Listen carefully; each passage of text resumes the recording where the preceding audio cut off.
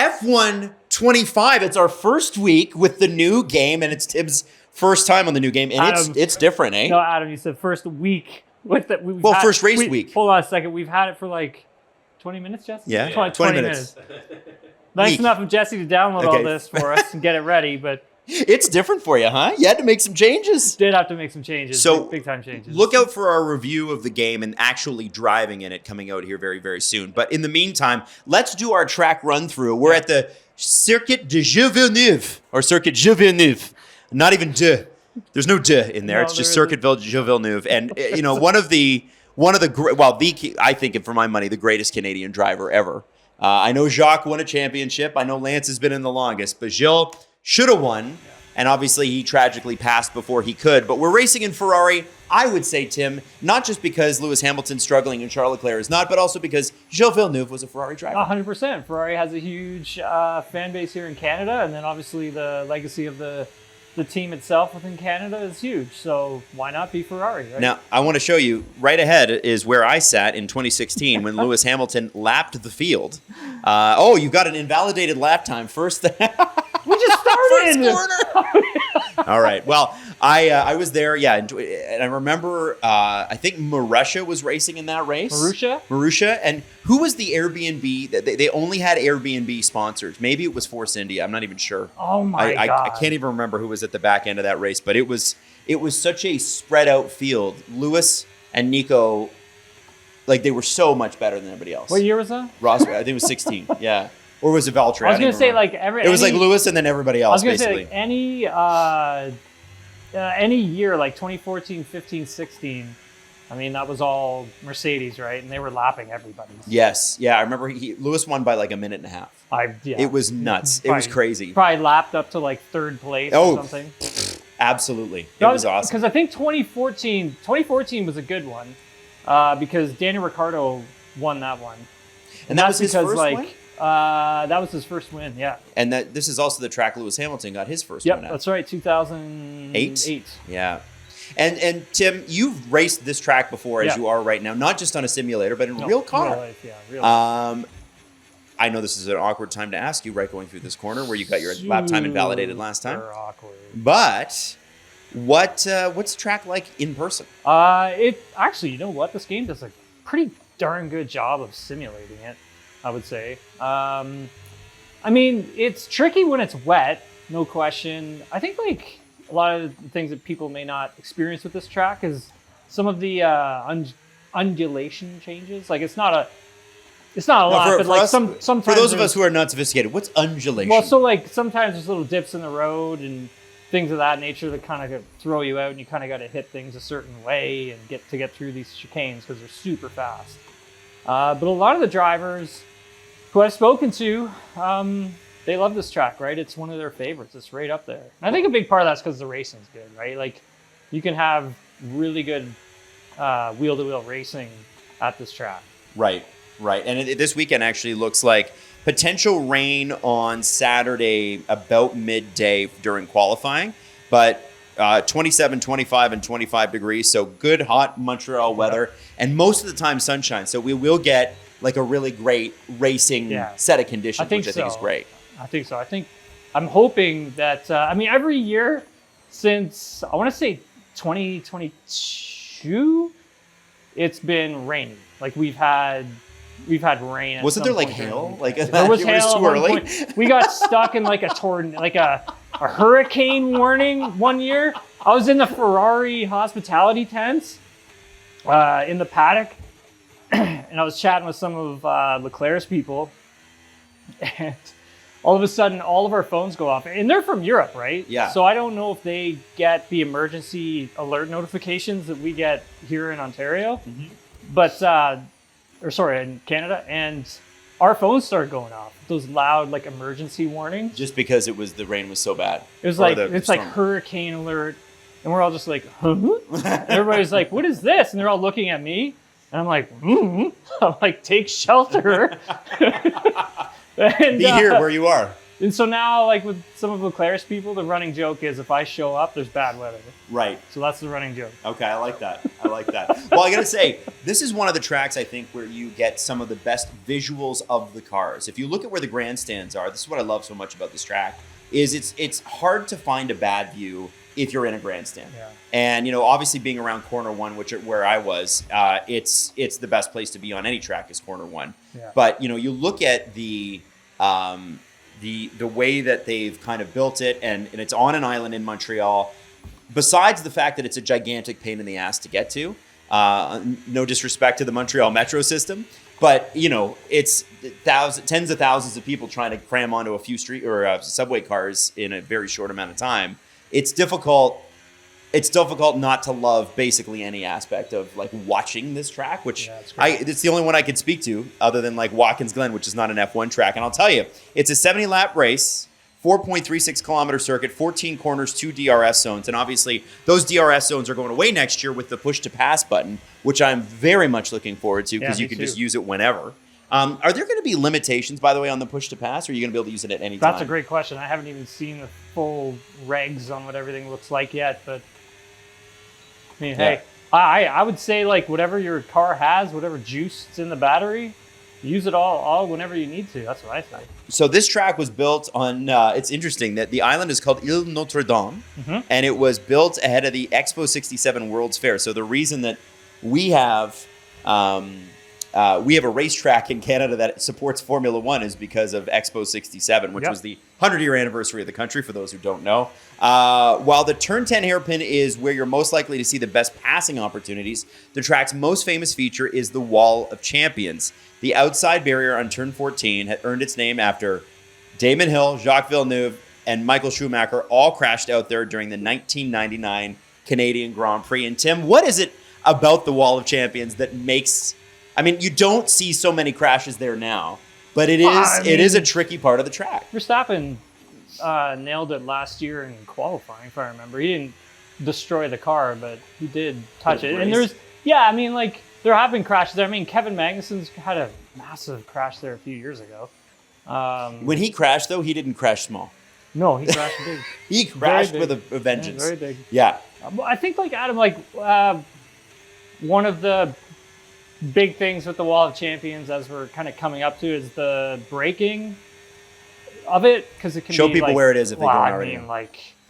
Probably back there somewhere. Yeah.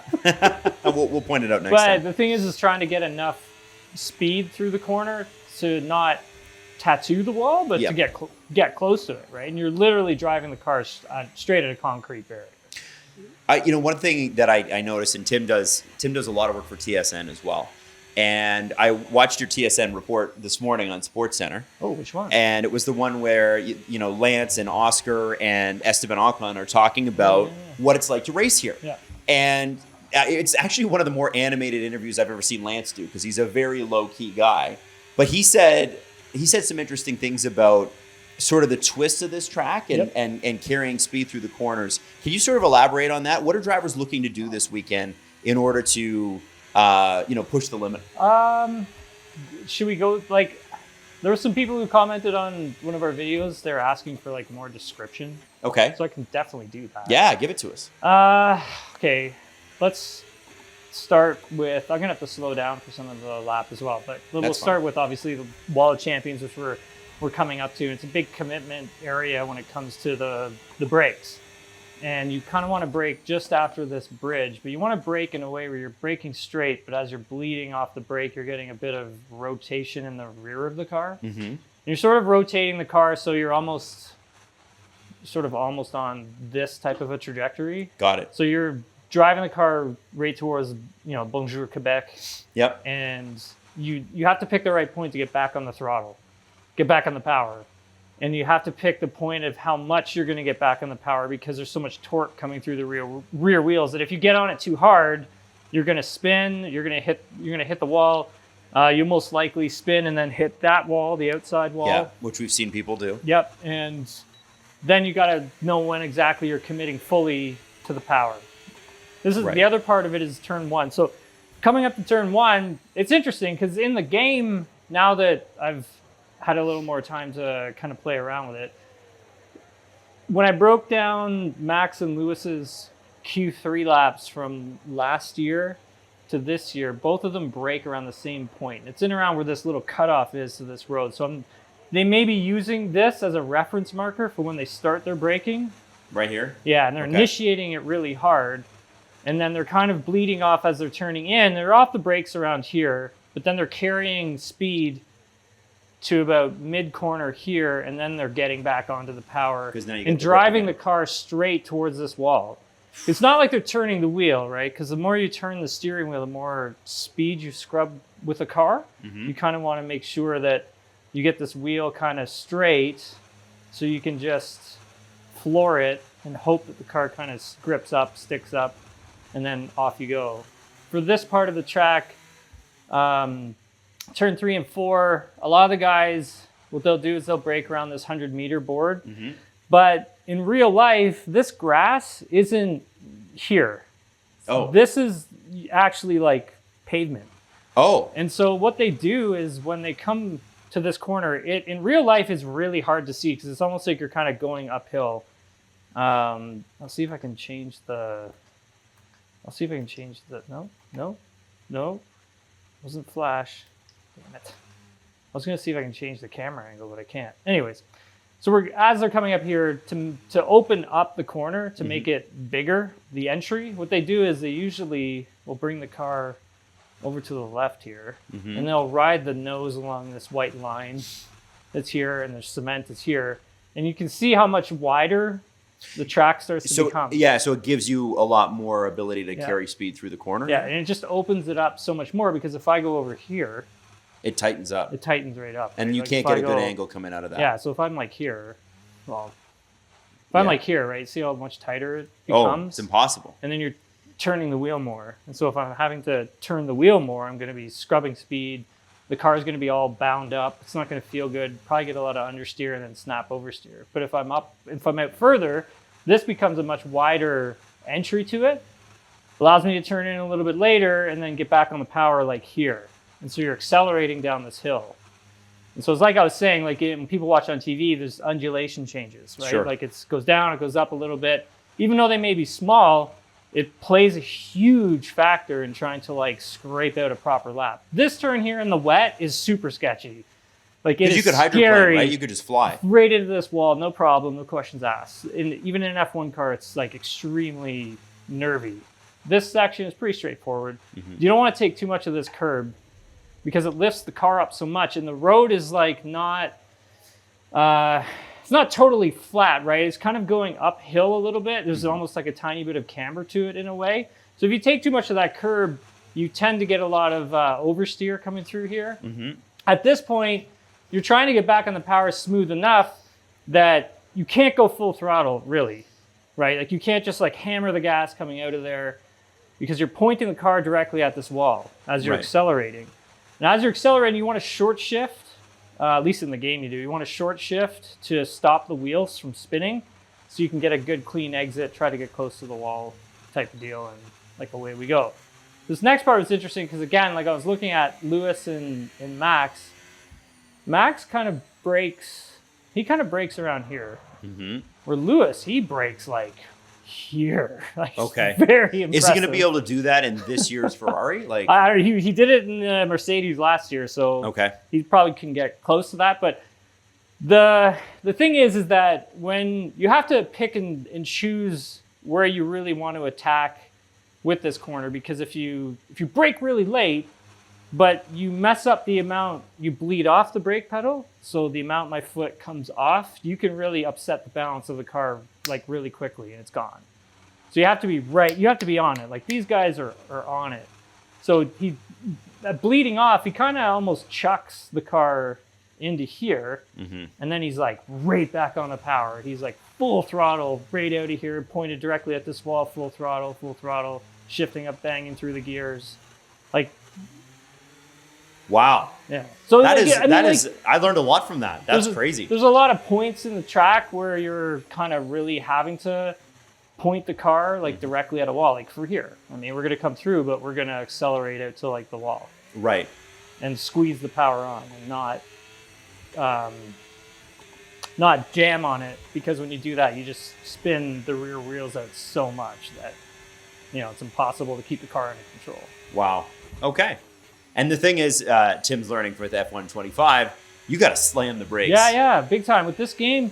And we'll talk a bit more in the review about this game, but it's very real in the fact that like you really have to like get on the brakes. Where I was so used to F124 when you and I were playing it, that I was kind of like, wait a second, I'm like, this isn't real how they brake. So you're really pushing it. Yeah. Okay. Well, there you go. So Circuit Gilles Villeneuve this weekend. Nailing the apex. Tim, thanks so much for walking us through the track. It's a fun little track log. Well, we won't know, man. All right, let's cut out of this.